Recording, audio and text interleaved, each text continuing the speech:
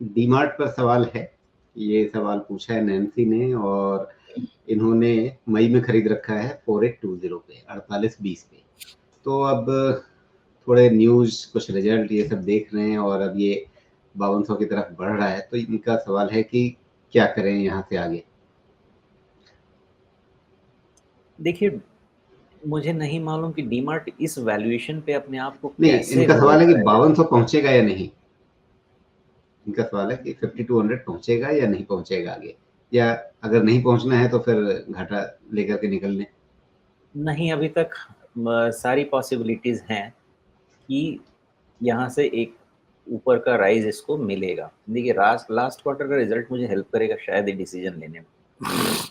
Okay, last quarter 20% sales, थोड़ा better trajectory में आ गया। प्रॉफिट भी आपका आ गया 460 से 560 के ऊपर में, मतलब आपको मिल गया करीब-करीब 25% यहाँ से भी। तो ये जो ट्रैजेक्टरी है लास्ट क्वार्टर की, ये डीमार्ट के लिए फ़ेवरेबल है। मार्जिन्स का क्या सिचुएशन है, मार्जिन्स थोड़ा-सा कॉन्स्ट्रिक्ट हुआ है। सिचुएशन फ़ेवरेबल है डीमार्ट के लिए, लेकिन महँगा इतना है कि आप 5200 के पहले नीचे का लेवल डिसाइड कर लीजिए। मेरे हिसाब से तो आ जाना चाहिए, मेरे हिसाब से ऑल टाइम हाई भी आ जाना चाहिए। लेकिन डीमार्ट एक ट्रेडिंग स्टॉक बनता है। इस वैल्यूएशन पे कोई से भी अगर मैं बोलूँगा कि नहीं भाई ये इन्वेस्टमेंट स्टॉक है, तो फिर किताब ही फेल हो जाए उसके बाद तो। डीमार्ट ट्रेडिंग के लिए ठीक है, ये राजीव जी का फ़ेवरेट कटोरी, कटोरा, नाव सब बन जाना चाहिए। लेकिन आपको ध्यान रखना है 4500 का, 45-4400 ये रेंज। इसके नीचे क्लोज़ हुआ मतलब सम नेगेटिव थ्रो करेगा ये प्राइस के बारे में। क्या? उस समय आपको समझ में आएगा क्या न्यूज़ आता है, क्या रिज़ल्ट आता है। अदरवाइज़ इस स्ट्रक्चर में फुल रिकवरी हो जानी चाहिए। आपको ध्यान 4400 पे रखना ही चाहिए। वो गया तो मेरे हिसाब से तकलीफ़ हो सकती है।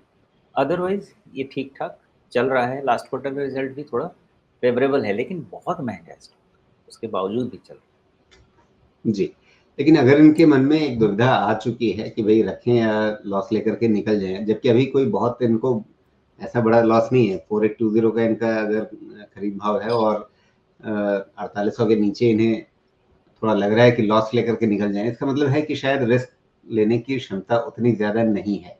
तो क्या वैसी हालत में जो बिल्कुल इसी सबसे ताज़ा-ताज़ा एक छोटा-सा एक 46-20 के आस-पास का है, क्या इस पे नज़र रखी जा सकती है कि ये गया मतलब आपका 20 डे मूविंग एवरेज चला गया, 50 डे मूविंग एवरेज चला गया, हाल का छोटा-सा एक बॉटम चला गया, तो फिर यहाँ पे समेट लिया जाए मामला?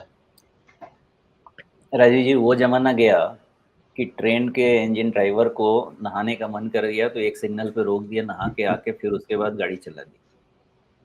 टाइम ऐसा है साहब कि डिसीज़न सही लेना है। आपने कहाँ पे लिया, आपका क्या रिस्क एपेटाइट है, उससे ज़्यादा ज़रूरी स्ट्रैटेजी आपकी सही होनी चाहिए। आपकी स्ट्रैटेजी ही गलत हो जाएगी अगर आप 44-45 के पहले निकलेंगे। मैं सिर्फ स्ट्रैटेजी समझाऊँगा, डिसीज़न उनको लेना होगा। कहीं पे भी लिया है तो गलती क्या होगी, आपका रिस्क रिवार्ड का रेशियो मिसमैच हो जाएगा। लेकिन अगर इसके जगह पे आप स्टॉप लॉस लगा के निकल जाएँगे पहले, मतलब आप डर के भागना चाहते हैं।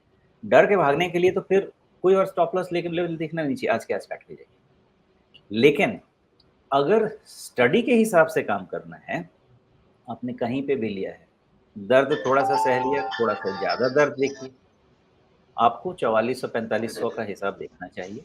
उतना दर्द अगर नहीं ले सकते हैं, तो आज ही निकल जाना चाहिए, फिर कोई और लेवल है ही नहीं। जी।